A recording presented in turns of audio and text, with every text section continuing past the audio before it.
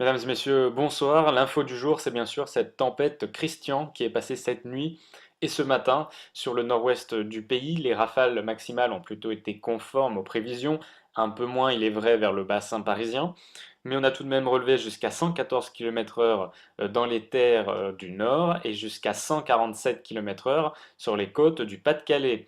Cette tempête a engendré de grosses conséquences. 70 000 foyers ont été privés d'électricité de la Bretagne à la Belgique, dont 30 000 rien qu'en Normandie. Il faut également ajouter qu'une femme a été portée disparue après avoir été happée par une vague ce lundi matin à Belle-Île-en-Mer. On passe donc aux prévisions pour mardi. Vous le voyez, l'ambiance est tout de même un peu plus calme, notamment sur le centre et le bassin parisien, avec de très belles éclaircies.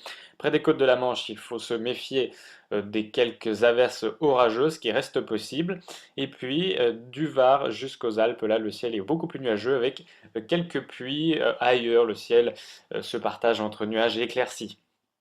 Dans l'après-midi, on voit que la Belgique et les Ardennes conservent un ciel très nuageux, ainsi que du Var jusqu'aux Alpes. Dans l'ouest du pays, sur les côtes de la Manche et les côtes atlantiques, quelques averses restent possibles, localement un coup de tonnerre n'est pas exclu, et dans le centre du pays, de très belles éclaircies prédominent. Les températures minimales sont plus fraîches, mais on est encore loin des gelées, qui pourtant sont normales à cette époque de l'année. 8 degrés par exemple du côté d'Orléans ou de Châlons en Champagne, 9 degrés du côté de la capitale, et tout de même 16 pour Marseille. Et puis dans l'après-midi, on voit que les températures ont chuté sur une grande partie du territoire. On retourne à des valeurs de saison, 12 à Aurillac, 14 à Auxerre, 15 pour la capitale, 20 du côté de Nîmes et 24 à Ajaccio encore. On regarde le temps pour ce mercredi avec des nuages bas qui risquent d'être tenaces dans le nord et le nord-est en début de journée et puis se dissiperont et laisseront place petit à petit à quelques éclaircies. Sur l'ensemble du pays, c'est donc le soleil qui prédomine après ces brouillards, sauf à la rigueur vers l'ouest de l'Aquitaine. Près de la Méditerranée, c'est du soleil, sauf sur la côte d'Azur et la Corse. Les températures sont encore en baisse. Localement, le matin, dans le nord-est, on peut s'approcher des gelées. Il en est de même jeudi, toujours un risque de gelée dans le nord-est du pays, des gelées blanches, hein, pas des gelées très fortes. Le soleil l'emporte du nord-est au sud-ouest avec de très belles éclaircies, c'est assez rare pour la saison. Près des côtes de la Manche, là le ciel se détériore un petit peu, quelques pluies sont possibles, notamment, vous le voyez, de la Bretagne au nord-Pas-de-Calais. Toujours quelques entrées maritimes près de la Méditerranée où il ne fera pas vraiment très beau cette semaine, et quelques averses en Corse. Regardez le temps pour vendredi et samedi. Là, vendredi, le soleil, on le trouve uniquement près de la Méditerranée, car vous le voyez dans le nord du pays, là, les conditions redeviennent un petit peu plus automnales, et c'est normal, vous allez me dire, en ce jour de la Toussaint, avec donc une perturbation qui risque de concerner un grand tiers nord.